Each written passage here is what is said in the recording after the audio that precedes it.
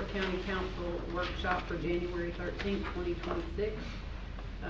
First item on the agenda is an update on the legislative agenda, and I'll turn it over to you, Josh. Yes, County Council, good evening. It's good to be home at Heckle. I wouldn't say it's new and improved, but it feels improved because we were back here and we've been on the road for a little while. So tonight we have two topics. We're going to start with legislative priorities. So at the October workshop, we had a good conversation about whether to hire a lobbyist or not. We decided not to move forward with that. And one of the go-tos was the manager's office would work on a legislative draft agenda and bring it back to y'all. So we didn't have a workshop last month, so we are bringing back our draft today and wanting to get y'all's feedback. In front of you are two documents. Well, there's other documents too, but related to second session. But for this session, I wanted to direct your attention to not only the PowerPoint, but also our drafted actual legislative agenda document. So this is where you would find more information about what our asks are, some of the policy requests that I'm going to touch on at a high level in the presentation. And so we've done the deep dive. We've worked on developing this document thanks to Lisa Will-Chasen, our public information director. She's helped coordinate the documents as we've provided some of the content and worked with SCAC. So I think we've landed in a really good starting point. And we want to talk through these ideas with y'all so that we can make progress on these ideas. So with that, we are thankful for our parent organization, SCAC, the Association of Counties here in South Carolina. They do a lot of hard work in Columbia for county governments. And they put together a really useful document. I emailed that out to y'all, their annual document. Some of these ideas in here this evening are from SCAC and the work they're doing for all counties. Some of the stuff in here is unique to us. We've talked with the association about some of our ideas as well, and they're actively helping with us. One example of that is related to contractors and fiber. That was one thing that they heard from us that they haven't necessarily heard from others, surprisingly, but something they're very interested in helping with as we move forward on that. One of the things we want y'all to begin thinking about is in a month, I believe it's February 19th, there is a state legislative day for counties that's followed up by an Institute of Government session the following day. If you can, we would encourage you to try to be there on Wednesday to engage with the state legislature. Our delegation and others will be there. It'll be a good day with your fellow county council members from around the state to collaborate and come up with ideas. Staff will be there as well. We look forward to being a part of that. Yes, sir. So is that when our request is going to be proposed to them? No. So I think the way to think about this is once y'all give us feedback and we finalize this document, which we'll do this week after this meeting, we're going to be sharing this with our delegation members. We're going to be having conversations. Some of those will be with y'all. But we're going to get this information to them as quickly as we can. Then we'll have follow-up conversations with them. But we're not envisioning one big meeting with all of the delegation this year. We'll see them in Columbia, but by that point, they will have had this. We will have had conversations with them. We will answer their questions. Y'all will have engaged with the delegation members that you connect with most often. And then by that time in the month, they're very much underway with their session, so we can't wait till then. Well, first of all, thanks for the update. I would recommend that we are with you all when you present it.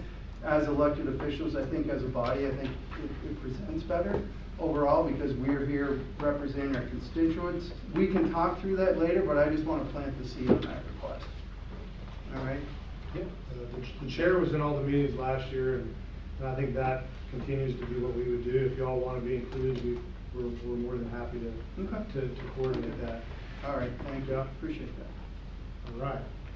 So when we think about the biggest priorities and we think about shovel-ready projects, we think about are the Moss Justice Center. We'll talk a little bit more about that. We think about all the utility upgrades that we need to be focused on the eastern side of the county. and we think about the parks projects that we're working on that we could really use help to expedite. These are projects that are high priority if you look at the strategies outlined in the strategic plan, but also when we listen to y'all and your focus and what you're trying to do as county council. So when you think about shovel ready, you think about dollars and needs. We want to make sure the ask is a significant ask, it's meaningful, but it also is going to go to the things that are most important to moving on our strategic plan. When we dive into each of these three priorities, the first one is the Moss Justice Center renovations. This is really focused on updating the booking and intake center, but also creating a dedicated medical and mental health wing. This is going to be likely about a $28 million project. We think this is one that, as y'all are aware of, is in design, and we've identified a designer, and we really want to move fast on this now that we've done that. So this will be a shovel-ready project that's significant, and we think in terms of public safety, that this will be a priority of the state as well. So what you're trying to do when you do this is you're trying to look for things that are of shared priority and interest, and this definitely fits the bill. Any questions on the Moss Justice Center project? The next one, if you remember back in time, there was significant investment and help and support from the state delegation as the county picked up utility infrastructure on the western side of the county and the Lake Wylie region. This is something that we think would be very helpful when we look at the eastern side of the county. And so as y'all know, we've had a number of water main breaks, and we're working hard to address the needs on the eastern side. With infrastructure needs come significant investments. Kevin can speak to the number of current studies we're currently doing on that side of the county, but we are developing a very descriptive CIP to begin to address the core infrastructure over there that needs to be replaced that will lead to significant improvements. And we think it's important to make similar asks that we did for the western side of the county, for the eastern side, utility infrastructure. You want to speak to the plans at all? I think we've got 5 studies right underway that should be wrapping up in the March timeframe, so I can't give you exact sort of what the ask would be, but we did have a conversation with Senator Johnson as well as Councilmember David Martin about this and the fact that this would be coming. And the Columbia, they support infrastructure funds for that. And I think anybody that's been paying any attention to what's been going on know that we've got a lot of aging infrastructure out there that needs attention. It's certainly high on their priority, and we feel like we get a lot of support, particularly from Senator Johnson on this.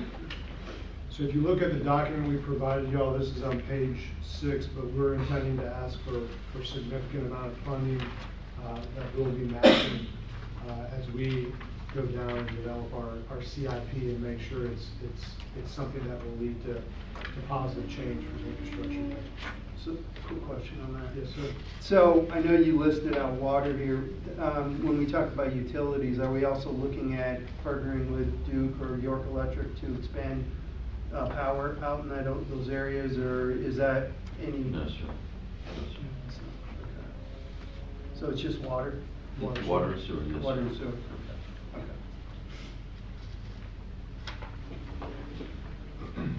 As a county, we've made significant investments in Catawba Bend, and we're excited about the soon-to-be opening as we get closer to finishing phase 1 of the park.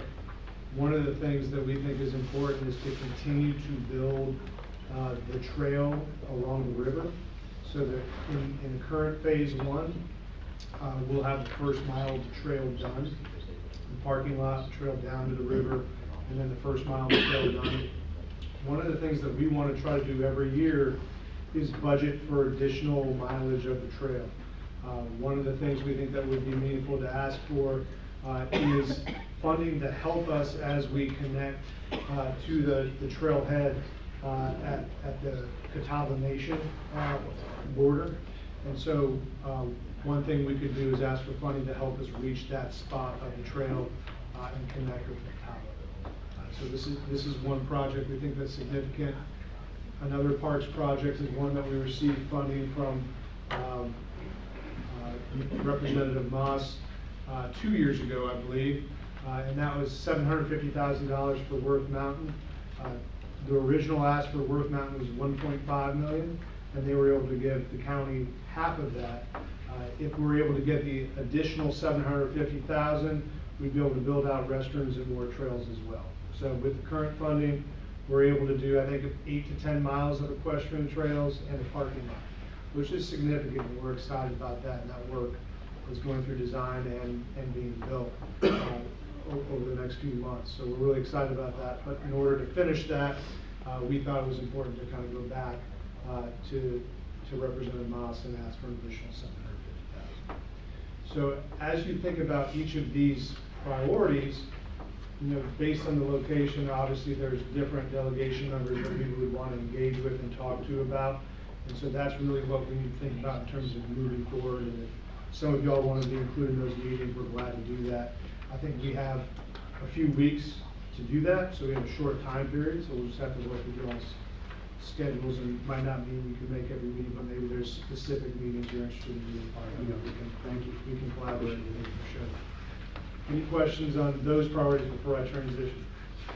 I certainly support the Moss Justice Center. That's something we were looking at doing last year, and I know that Sheriff Breeden is very supportive of this. I've already talked to him. I think it's critical that he be a part of that and a part of that ask.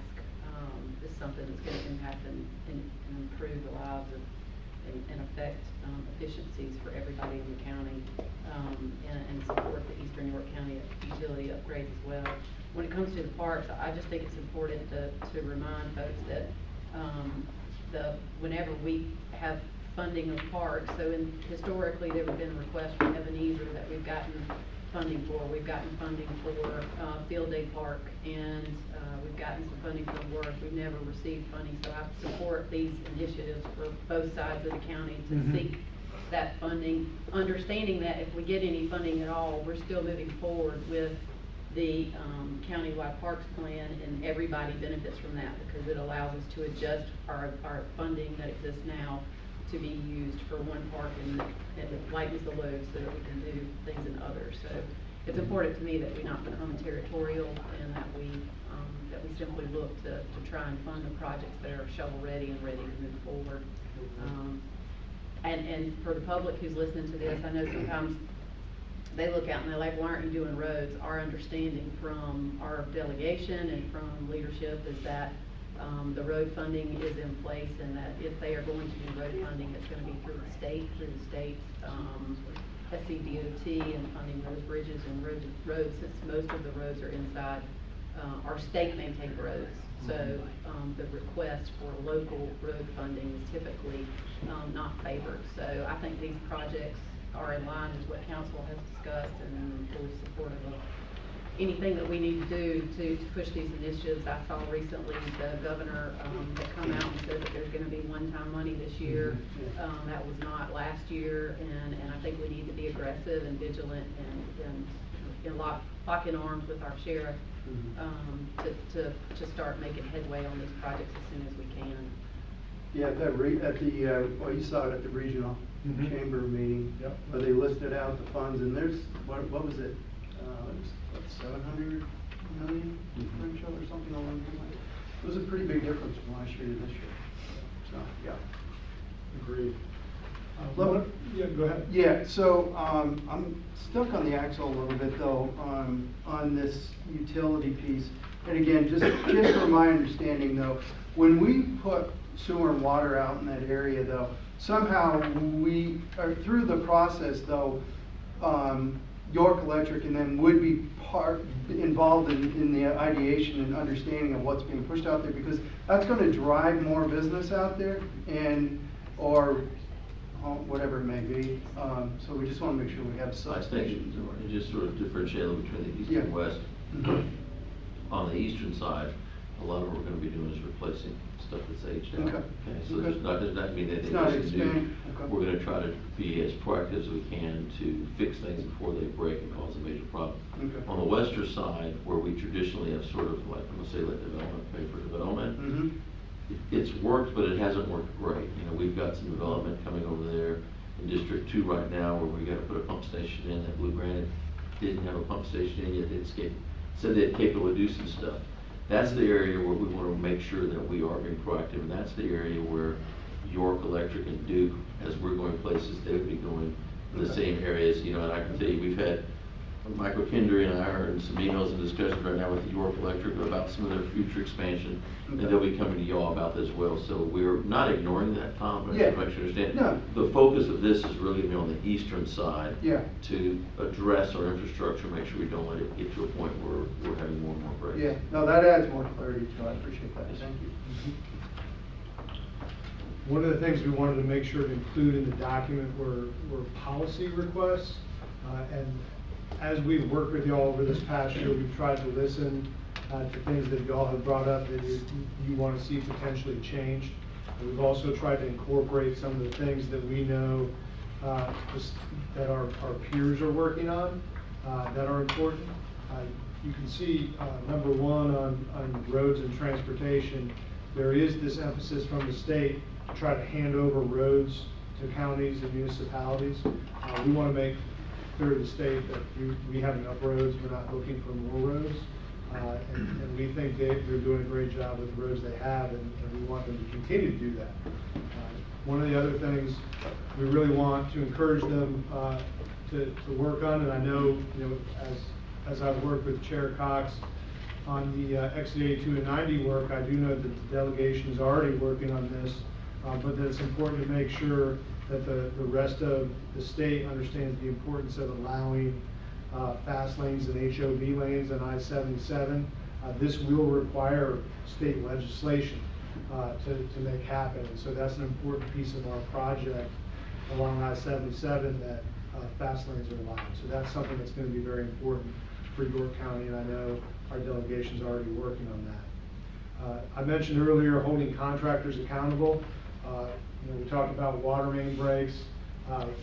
We've seen a number of water main breaks caused by contractors putting fiber in or doing other work. We have had some conversations with the state, and we are looking for opportunities to have something to hold these contractors accountable with that's more meaningful. And we have some ideas on how we might be able to do that, but we'd like the state to help us come up with ideas too. In terms of mandates, we really want to push back on any mandates we're receiving from the state to do things without funding. And then annexation, when you think about our biggest opportunity and you look at that SCAC document, counties across the state are really wanting to see more legislation giving us power to actually push back on some of these annexations. In our document, I won't go through all of it now, but it's on page 10, I believe. We outline a number of ideas related to annexation that we'd like to see happen, and that we're willing to work closely with SCAC on, and our delegation. I think that's one of the biggest things we can work on this year, is really try to get counties to the table so we can challenge some of the annexations.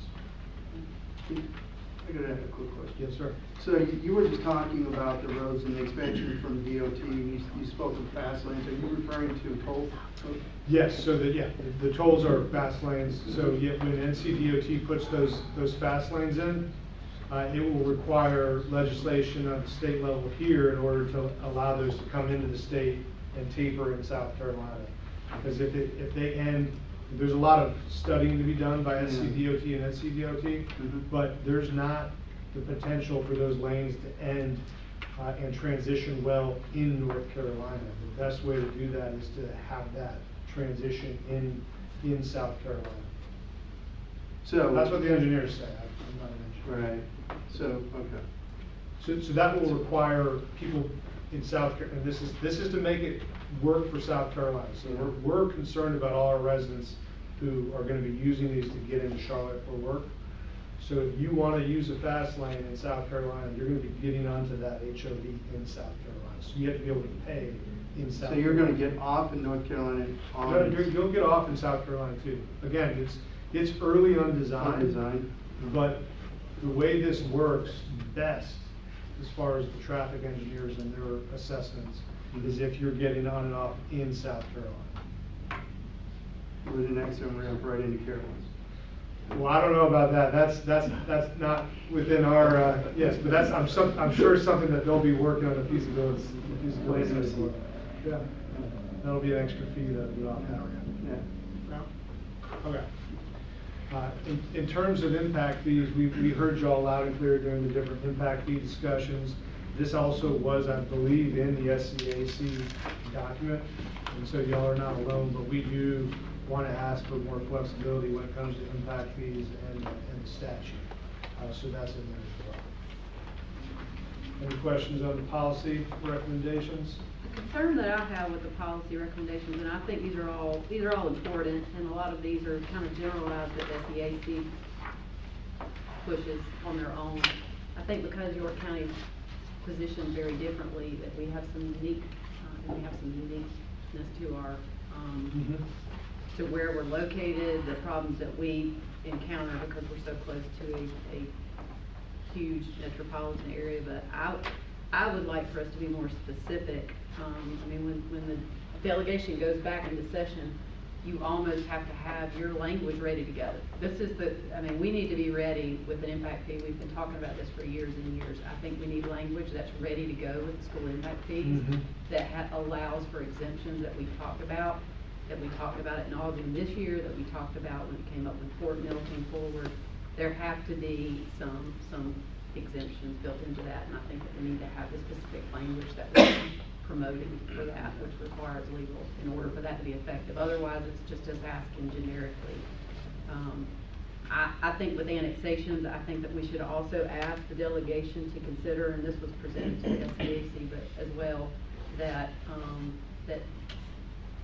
if a municipality is a utility provider and they are the monopoly provider for water, sewer, electric, then I don't think that it is conducive to public policy to expand and develop the area for them to mandate annexation in connection with receiving that utility. That is something that does a disservice to the community if it can be done cheaper in the county, can attract businesses as well. So I think that there's a state reason to do that. I think that we should specifically push for a change in that area so that it protects the residents who live in that area and allows for development without mandating that annexation.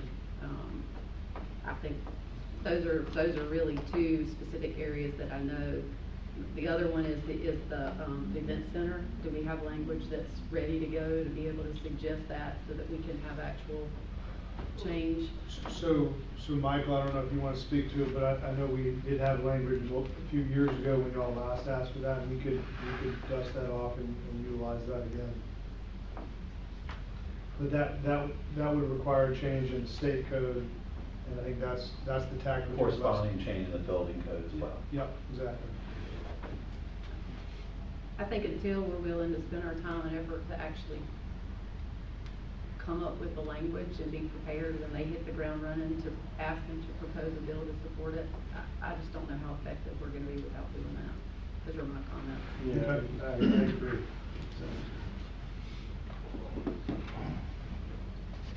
So what is our time? Yeah. So just a couple things in feedback. Any other ideas, y'all, as we've gone through these slides, any other feedback, things we missed? Well, to piggyback on what Christian just said on impact fees, when you think about this realistically, your fastest growing counties and other counties are actually implementing impact fees. But of the 46 counties, I can't tell you how many, maybe 15, I really don't know. So you've got the rest of your delegation in Columbia that aren't impacted. They're not even thinking about impact fees. So now you're going to ask them to vote on something, going back to what Christian said, when it really has not much to do with them right now, because they're not looking at impact fees because they're not growing. They don't really need to do anything with infrastructure, or they're not doing anything with infrastructure. So I think part of your challenge is getting not only our elected delegation, but those in the other counties that are growing and those that are entertaining impact fees, Get them to come up with how you're gonna message this to everybody else, because the minority is the one that needs this, the majority doesn't even have appreciation for it. So I think, personally, I think that's one of our greater challenges. So, yeah, to Christie's point, though, I'm just gonna say that, yeah, I agree with what you're saying, Christine, you made a good point once too.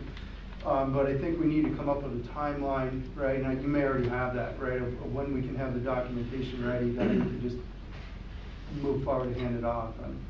Right, we'll have to work with Michael Kendry and potentially outside attorneys to draft legislation and changes. I mean, for example, impact fees, we can work with potentially our outside attorney who's helped us with that, to make some potential changes. But I mean, everything related to this document, I think about in terms of a month. I think we have a month to really move on this and make this our priority and talk about things we need to see. I think one of the challenges, you know, in working on a legislative agenda like this is there's 7 of them. And so when you get into the details of changing state statutes, we want to make sure it's representative of full council.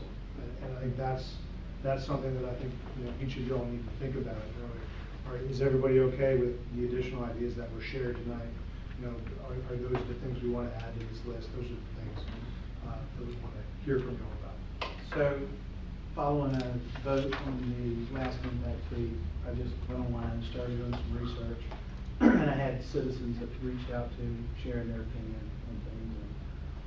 So, we were somewhat focused on exemptions. What exemptions should be in play that's out of our control? That's a state decision. But there are also some considerations in other areas. There's one on the West Coast that deals with this a little differently. They actually broaden the use of the money. And some of that gets into some of the future infrastructure that affects us when the growth occurs out in the area, us, the county, that we're having to pay for, or our citizens are having to pay for. So that kind of, to me, I don't think we need permission from the state to set money aside like Florida does, I think, with adequate public facilities. But this is about schools. I don't know if we need permission or if we have to get any legislation from the state for us to begin to plan the same way for the future expenses that are going to take place as a result of all the growth that takes place, whether it's residential, commercial, industrial, whatever it might be. So do you know if we need to have permission from the state to set up? So we can do impact fees. I mean, one of the things that is in the budget is to study potential county impact fees as well. Now, we haven't moved forward with that. We got a bid and we didn't get as many bids as we had hoped, so we delayed that. But there is the potential for you all to consider impact fees out of the county as well. So that's an option. And when you say impact fees for the county, somewhat like adequate public Yeah, you can do it for facilities. parks, you can do it for, Right. for roads, you can do it for a lot of things. I think we would go through that with you as part of that study, and give those options. But I don't think there's new legislation needed for that. Okay. I think going forward, I think that we need to have this part, the legislative policy changes and the asks, these need to be done before December. So we need to take this offline. We need to be ready to go before now in order for us to have the opportunity. So I just think that's going to be better for us. Once they start, what I've been told is that, I mean, they've already pre-filed a bunch of bills. I would just suggest that we bump this part of our strategic planning up and the timeline of it so that it has us ready for us to be able, I mean, we're hearing from delegation members that we should actually be ready to make these asks in September, while they're offline and are able to work through with us. I just think that's important. I mean, I support all of these initiatives that you put in here. I just think we need to bump this part up a little bit sooner this year. Good. Which I actually think we should actually pursue, which I've talked to several and actually have told you, several of the delegate members, and they've actually looked into it, and several are on board with, actually, the school board members too, on looking at the different plans for the school boards, on actually giving 3 different plans across the state on the schools and giving them on what they actually build instead of looking at how they build in the schools, you know, the actual plans, and pushing that narrative where they're not building these college campuses. And that would go a long way on this. You know, according to the number of students in these areas. Any other ideas on this front? Back. All right, well, in closing, I do want to say thank you to our state delegation. As you can see on this slide, we've been very fortunate in York County. I know last year there were no earmarks, but historically we have had a lot of support from our delegation. We're thankful for that. We're looking forward to continuing to work with them this year. With that, thank you. Thanks for the conversation. Welcome back to Heather. Thanks. All right, y'all. Appreciate that. The next item on the agenda is the fire and the EMS strategic plan update, and I'm turning that over to you, Dave. Sure, unless you want to run with it. Yeah, so 2 items that we want to update you on. One will be more of a presentation. It'll be similar to what we presented to the JPS in November related to the EMS strategic plan. But for the fire side, we want to give you an update. That's one of the things we've committed to, is giving council and the JPS regular updates. One thing before we jump into that I want to remind council of is a lot of what we're doing is still very foundational. So some of the items that you'll see that we talk about are things that are directly under fire services control related to our employees, our deployment models, and then the future, particularly what you'll see in our budget request for FY27 will be a lot of that foundational piece as we study, not hiring someone to analyze our entire system and give us feedback, but some very targeted initiatives that we know are going to be priorities in the future. So I'll talk a little bit more about that. And just in case it's hard to see behind you, this is a little bit bigger, but as we get farther in, it'll be hard to read. You've got the slides in front of you, so definitely reference back to those. Just a recap, and then I'm going to turn it over to Matt. So we've adopted 2 things: our 10-year vision and framework. Wanting to move towards a countywide fire protection service where we have standard level of services across the entire county. I think the analogy that I've used is as you drive through the county and you cross district boundaries, sometimes your level and expectation of service can change drastically. But we want to correct that and make sure that every area of the county is covered adequately. So keep in mind, equitable does not equal equal. That's probably a little bit, could have said that better. But equal does not mean that everyone is the same. Equity does. So what we're trying to create is equity for all citizens of the county. Again, that standard level of service, our training department, which focusing on the needs of volunteers and paid and career staff.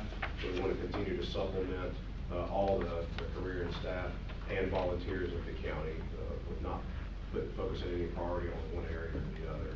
And finally, community and risk reduction.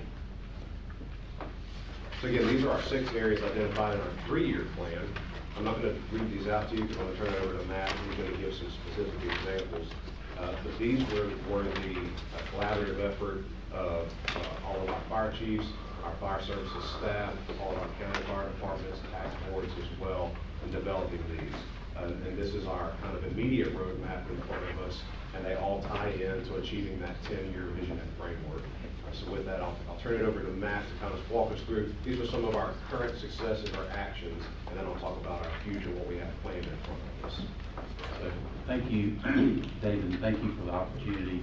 I just want to, before I get started with my side, I just want to mention something that David said, that a lot of it goes to a lot of the folks in the back of this room. I think we've got representatives from the Fire Chiefs Association, from the Advisory Board, and tax districts. So a lot of what we are being successful at, they're heavily engaged in it. A lot of this is right in front of you. I'm not going to go over everything, but I'm just going to hit some of the high points.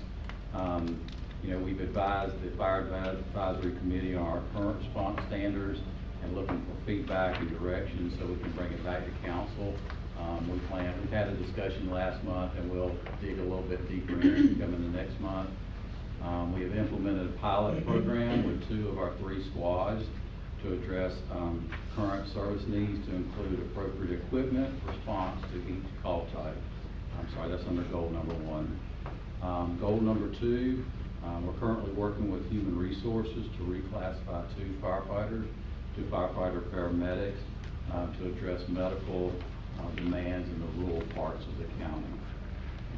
We've had, again, coordination discussions with tax districts to evaluate options for incorporating staff into a countywide service delivery approach. We've initiated a review of the incentive and stipend program, including data collection and analysts to support long-term workforce and financial planning. And we will be bringing that to the advisory committee as well. On goal 3, we continue to provide operational support to volunteer fire departments through training, equipment purchasing, equipment maintenance, repair, and administrative guidance. Goal 4, we have implemented a new countywide records management system for consistency and standardization. Goal 5, we're currently researching vendors to assist with compiling and establishing countywide standards to be incorporated in the up-and-coming budget. We started evaluating options to unify fire tax district funding models to improve equity and long-term sustainability.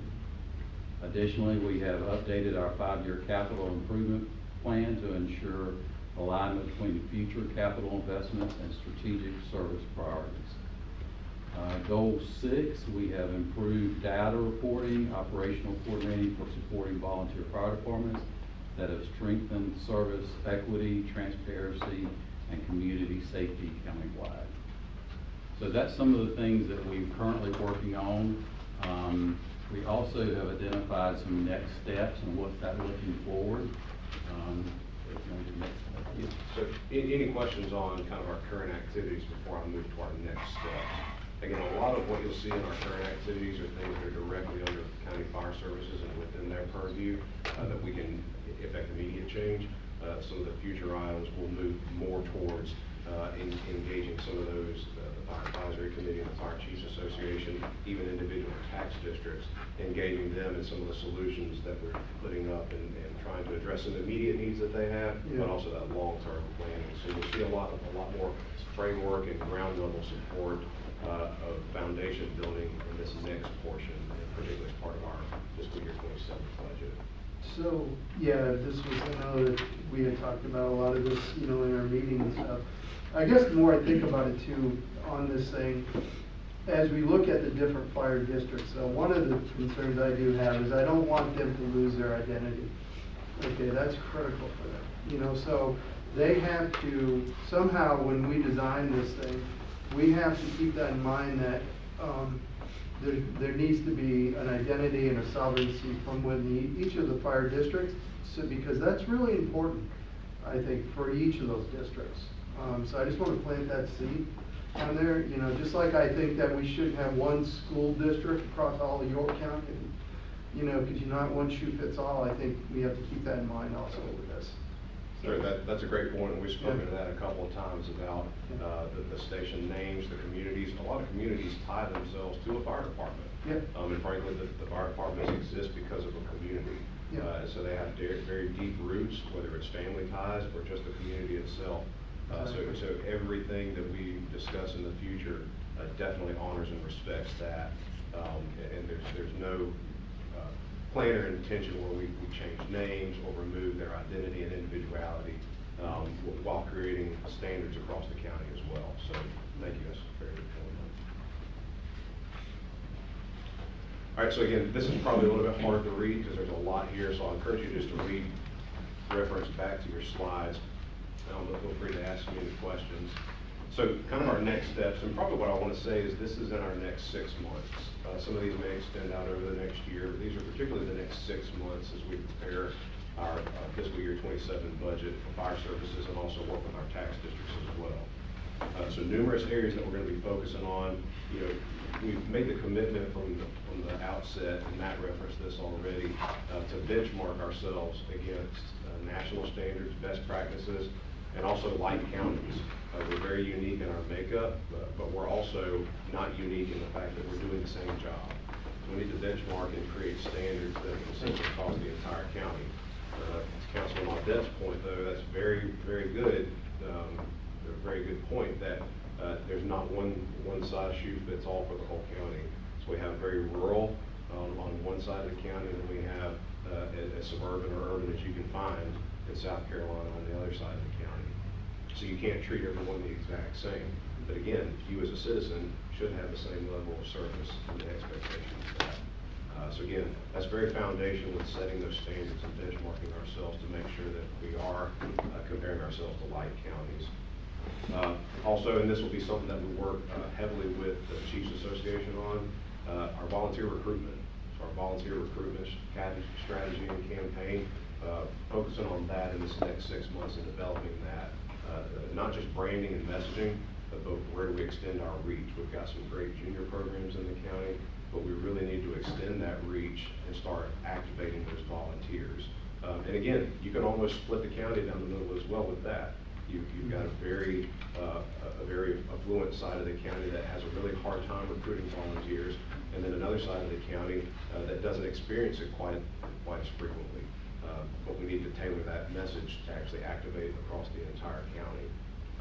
I think one of the things that surprised me as I dove into this was how many firefighters we have living in York County that work somewhere else. We want to be able to give them jobs here, but also the ability to volunteer here as well. There's no reason why we can't create an atmosphere and a campaign and incentive programs that give them a place to volunteer here as well, even if they choose to work somewhere else. We definitely want to focus on that and that messaging as well. Matt mentioned our squad program. So we're probably about halfway through that pilot program. We'll come towards the end of that over the next 6 months and evaluate that.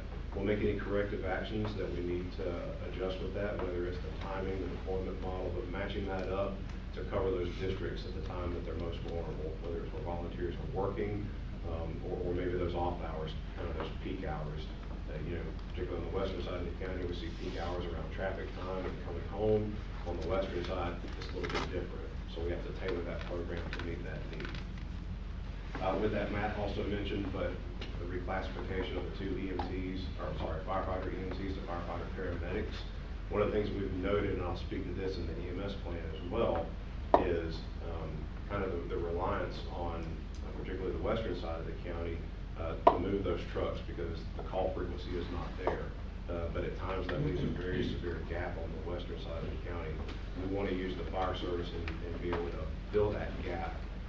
Sometimes we have 15 to 20 minute response times. We think that we have the ability, without going into the transport business, to be able to put ALS resources on scene very quickly ahead of that ambulance. So that's an action that we can take right now and that we've proposed to HR. We just got that back, so now we'll discuss the actual equipping and hiring of those two individuals. One thing that Matt touched on, I just want to say this, we're coming towards the conclusion of this, but we've met with most tax districts. We'll conclude that in the next month. You know, we have some that have kind of come out and have recognized the need, some sooner than others, to go to referendum. They need to increase their millage. And unfortunately, a referendum is a long process. That takes up to a year and a half to 2 years to actually see any of the revenue from that. So one of the things that we discussed internally and came up with a solution to help them be able to fill that gap is working with their employees and a model that brings them as part of a county-wide service model as county employees, and then we can augment them. So we'll continue to finish that process up, and it's not mandatory. This is 100% optional, but something that we want, and that'll be coming to council when we get to that point.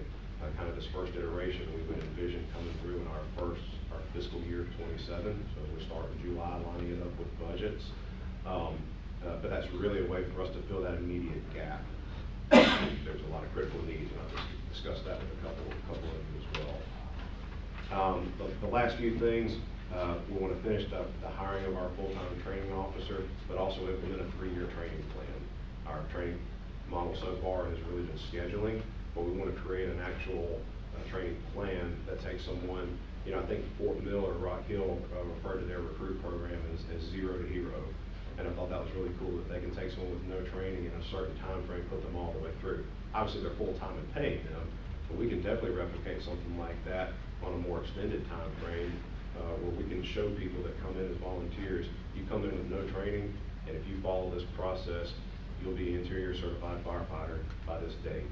You know, we lose a lot of people, you know, their interest can wane if they don't have class, they don't have availability, so we can lose a lot of volunteers with that. So that's a high priority in this next 6 months, is to develop that 3-year training plan and cycle. And then the last 2 things, you know, we're looking to analyze, and when I say analyze, we're in the data collection phase as part of this 3-year process of talking about the funding model for direct assistance and how we fund volunteer and combination departments. I think admittedly right now, because of the way that we fund and send the money directly to them, we don't really have a whole lot of transparency or knowledge of how much it legitimately costs to operate some of these departments. Some we hear that they have large funding available at any given time, you know, that it accumulates. Others, they're spending it as soon as it comes in.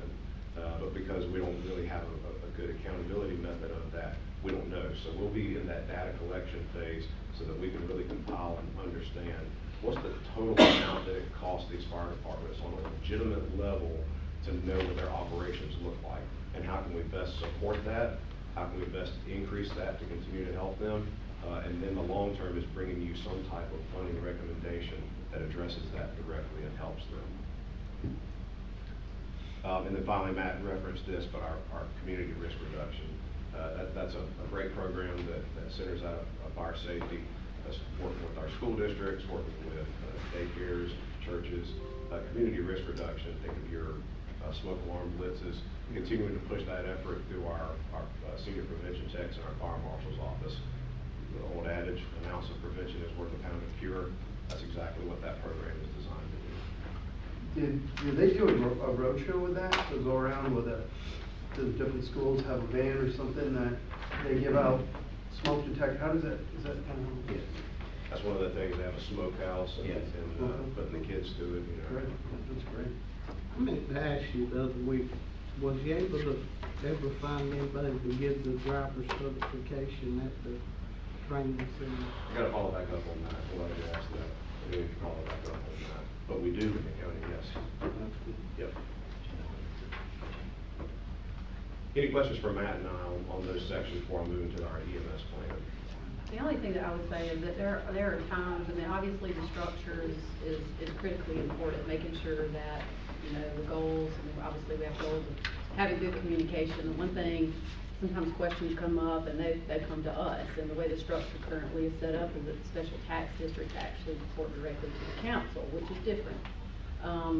One of the things, and I know I've already mentioned this to you, but I'll just say this out loud to everyone else, I really do think it would help the structure and the feedback and for council if the JPS, when they're meeting regularly, if they'll set aside, you know, 10 minutes to allow the special tax district representative or the volunteer fire departments to at least have an opportunity to speak, cap that time, because I know there's a lot to cover, and I appreciate the work that's being done to help us get there, but a lot of times I know that our volunteer departments, they have a similar problem that us as council do. We have full-time jobs in addition to doing this other. So they aren't there all the time for the continuity of meetings and all of these different meetings, the special task force meeting, the fire departments are meeting, the fire chiefs association's meeting, the advisory board's meeting. I think in order to bring some additional structure and to bring some clarity to what issues are coming before council,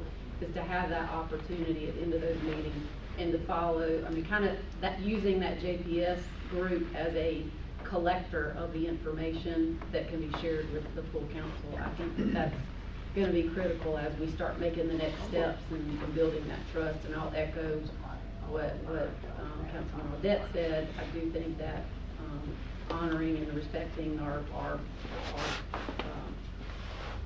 our various departments and allowing them to have that, that independence is important. It's important for the community. I'd love to see that going. I love that we're actually gonna take some real hard efforts to help recruit volunteers. Rock Hill School District needs a lot of help, and we've supported our schools. I wanna help with that when we get some marching orders on that. But those would be some of my suggestions after hearing getting some of the calls, just making a little bit easier structure for the communication and feedback, at least to council. Y'all are doing a lot of meeting on your own, but I'm wondering if there's a funneling of information that at least council, there's an opportunity to address the council if needed. So those would be my suggestions. So, in our strategic plan, there is a communications element. I had a brief discussion with Lisa, and we can expand it to look at how communication with the council is done. And we do offer a public speaking at the advisory committee. I mean, sometimes we have some, sometimes we don't have any comments, but we can definitely work with Lisa to expand that to the council. I think it's up to the JPS committee chair as to whether or not they want to structure it that way, but I just think it would. If it's a warehousing of each month, hey, we're talking about where we are, we're talking about how far we're getting on these plans, then nobody can claim, hey, I didn't hear about that, or I didn't have an opportunity to have a say in that, because it's warehoused. I mean, it's built into the plan structurally for there to be feedback there. Sure, and when we'll work with the JPS absolutely to do that, and we want to make sure that everyone has as many avenues as is afforded to them as available, to have their voice heard, and also to be able to give us feedback. And that's one of the things that we solicit a lot, and that we really need as we move through this is feedback. So one of the things we've committed to is a feedback loop, that when we have those discussions, that we go straight back and close that loop and give responses or further data or dive into something. So we definitely want to make sure that council's included in that loop as well. Well, I think the community in general, when you talk about decreasing response times and how we are going to be addressing some of the concerns of the public, this is a really good news story, right? As we move forward with it, but there's a lot of moving parts to it, so I think that constant feedback circle is critical. Yeah, and that's why this is a 10-year vision. We break it into smaller chunks, those 3 to 5 year chunks, to try to show you what the progress is at any given time. Yeah. That's why it is 10 years, because this is a long time to build this in the right way. Yeah. It's not just authoritative, put it overnight. Absolutely. Did y'all, how often is the advisory committee actually meeting? So we are supposed to meet monthly, but it depends on if they have an item or we're just doing updates. I think we've got one in either next week or the week after. That's a good question. So a lot of the things that I just talked about in this next steps and future activities, these are going to be taskings and things that we definitely lean on the advisory committee and the Fire Chiefs Association, because that's a bigger representative group of all the chiefs to help us guide and determine the way forward on some of these things. So there will be a lot more coming down the pipeline for our committee as well. So EMS? Yep. Is Great. Tell me to go. Yes, please. All right, so again, this will sound very familiar to the JPS, but I wanted to present this to all council as well. I'm not going to read from these slides, but I just want to give you a very high-level overview. There will be some things that the JPS hears later this month that they're going to dive into related to an ordinance, and then there'll also be a lot of actions that come before council in the very near future. So I'm going to move to this quickly. So our 5-year EMS plan that we presented to the JPS. The focus is you'll see a lot of similarity in blending bleed over into that fire strategic plan as well. But our 5 areas, our response, equity, and efficiency, our governance and oversight. That's a big one because as it stands currently, the county has not exercised a lot of oversight over the EMS on the response, the hospital provider side. So that's a very important one. Fire service integration and coordination. System capacity, workforce, hospital partnerships, that's all of our external partners. And then finally, our long-term planning and sustainability. So I'll dive in just very briefly on each one of these so you can understand contextually what each one of them mean. If you have any questions, feel free to ask, but I'll try to just give you a brief context of what each goal represents. So under our response, equity, and system efficiency, this consists of largely our dispatch process, our dispatch agreements, and our technology there. We use AVL, automatic vehicle location system that actually recommends the closest unit.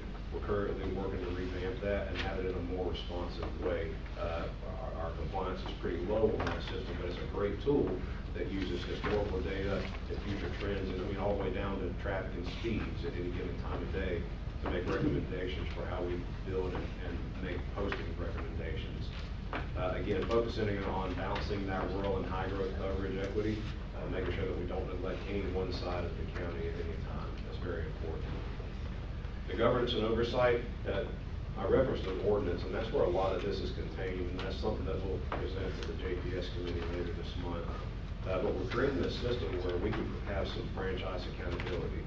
Keep in mind, our franchises are the hospital providers, the actual ambulance systems, those providers.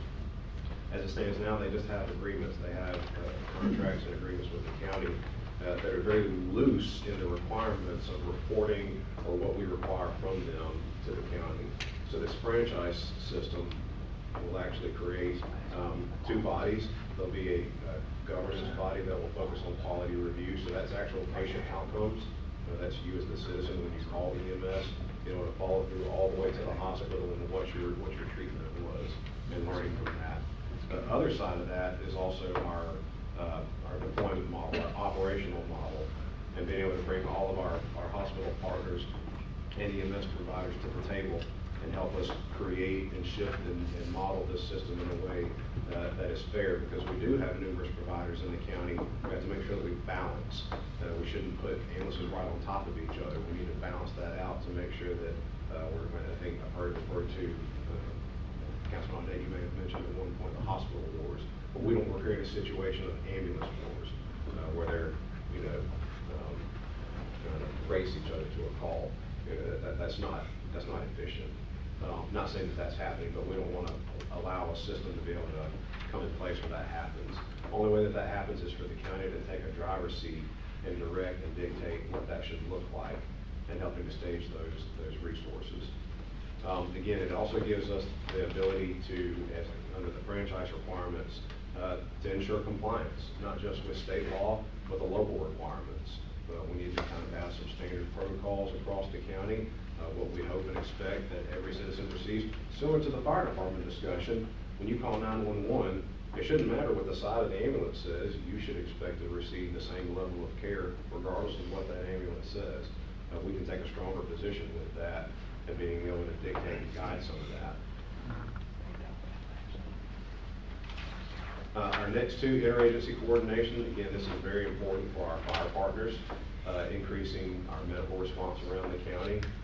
Whatever flavor that looks like, whether it's ALS resources or tiered dispatch, delayed dispatch, it's putting the right resource on scene at the right time. And also working with our interagencies, so that's the sheriff's office as well. Think about this as a continuum for the entire public safety model, and EMS is one small piece of that. So we want to continue to build on those efforts. I used the Carowinds exercise that I believe they had 2 months ago. Those are great exercises to work with all of our partners and bring them into one place to exercise together. Workforce development, we hear repeatedly, and I'm sure you do too, how difficult it is to hire not just nurses and hospital workers, but EMTs and paramedics.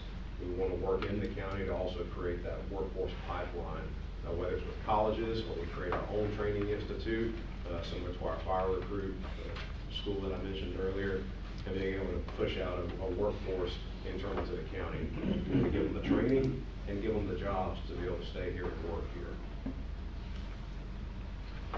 Finally, and this is a little bit confusing, I don't want you to get hung up on this model, but the last goal is long-term sustainability and the innovation of our system. So, as we move into this, and particularly working close with our hospital providers, we can really look at new models of healthcare delivery.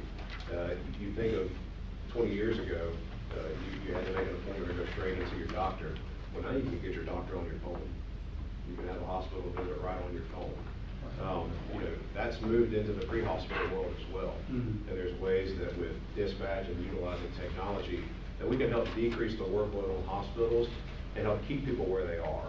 Because the minute someone moves and enters into the hospital atmosphere, their chance of contracting other illnesses or whatever it is exponentially greater. So if we can meet people where they're at and give them health care where they're at, we see a lot more long-term benefits to patients and those outcomes.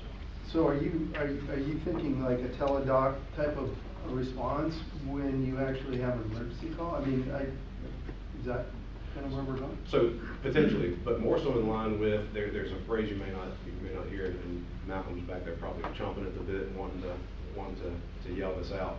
But, and by the way, sorry, I should have pointed Malcolm out, but Malcolm from Medic, you know, he worked in Charlotte, and they've really piloted a lot of these things. But community paramedicine, now that's different from 911 providers. Community Right. paramedics are more so that in between. You know, you don't necessarily need to go to the hospital or a doctor, but you need some medical attention. There may be chronic diseases that sometimes people don't know how to get to their doctor. Community paramedics can be that gap, bridging that gap in between, and linking you with your doctor and your healthcare provider, but keeping you from having to actually make the trip or go into the hospital. Right. So it decreases that workload. So it's similar, but they're an extension of the hospital and the primary care physician to help people get care where they're at. That's just one small example, but that is in line with what you're talking about. Yep. So again, going back to the fire piece and what we wanted to put in front of you, this will be our first year party, 2026. So the activities that you'll see, and some of these will come before you, and then others will also be happening in the background as we work through this ordinance. But we're updating a lot of our technology and dispatch, our CAD and emergency medical dispatch, our AVL system, Marvelous, fully harnessing the technology that we had as we built this system. If you think of where the 911 call starts, it starts in dispatch. So if we can't get it properly prioritized out of dispatch, the whole system has chinks in the armor from there on down. So that's where our start is. And just so that franchise oversight, that's part of that ordinance that will be coming to the JPS. They'll dive into that a lot more and help us flesh that out, and then bring that to full council if they so choose to move forward with that. That's a very important piece of this and the long-term success of this system. So look forward to diving more into that with the JPS. A medical director, that's kind of a subset, but in the future, medical director is that position that helps give the quality review and give system oversight. We don't have that. We rely on the hospitals to hire their own medical director. We definitely see a future where York County would benefit from having our own medical director as we take more of a authoritative and oversight kind of compliance position in this, of utilizing that medical director as our subject matter expert on pre-hospital matters. Right. The EMS Minus fire. the tax money. Sorry, go ahead. Minus the tax money. And there's models that may not have tax implications as well. So, Well, keep in mind, this isn't necessarily a full-time employee. It could be, but it may be a shared position as well. So don't think budget implications yet, because that's something that we'll definitely talk more about. Right, there's costs, there could be, dispatch savings or truck roll savings with somebody like that, because they can identify situations probably, like you were saying, from a remote standpoint. Sure. Yeah, so, okay. Again, the fire and EMS response framework, already spoke to that. Our workforce pipeline and our annual planning program. That's that annual planning review with those two groups that I mentioned, and being able to continue to evaluate and modify this system for the betterment of the citizens as we move across this. So I'll skip the policy sections, but any questions on what I said? I know I threw a lot at you really fast there. I just have one question.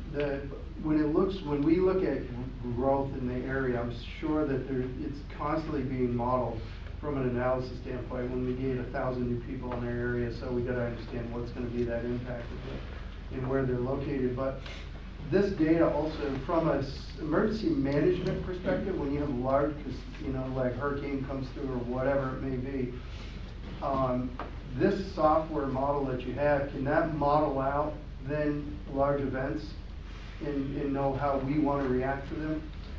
Not this specific piece, but we do have other software, there's something called HAZUS that can give us kind of some community impacts that takes in some of the data that you're talking about. So there are absolutely software models that look at that larger scale impact of disasters that we can model with those as well.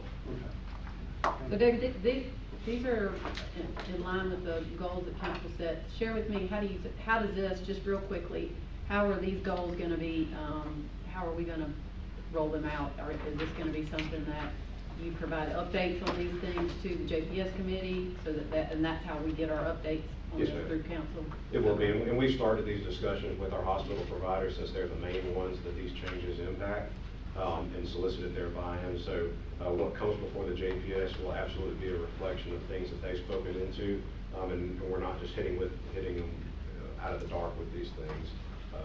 It's very much so the county taking a forward-facing position in this, but it is still collaborative as well. And some of them will feed into the budget process. There's implications related to the budget. It's important that we all understand if we're gonna improve our system, it does come with costs. And we're committed to improving our system.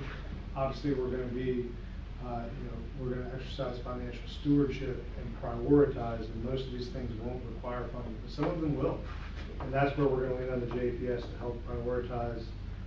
But there are areas in the county that need improved service, and we're committed to that. But this will give you the opportunity to hold the providers accountable, right? Give them accountability in the areas that they're not meeting their requirements. Do we currently track those things? Kind of. So we track them, yes. But to your point, do we possess the capability to enforce compliance, or how do we react to that accountability? We largely don't have that right now. And that's a major component of this ordinance is empowering us to actually do that. Have you looked against the accountability on them as compared to adding EMS to the fire system? In that, shouldn't the EMS providers be providing this service that we're adding onto the fire trucks? That's a good question.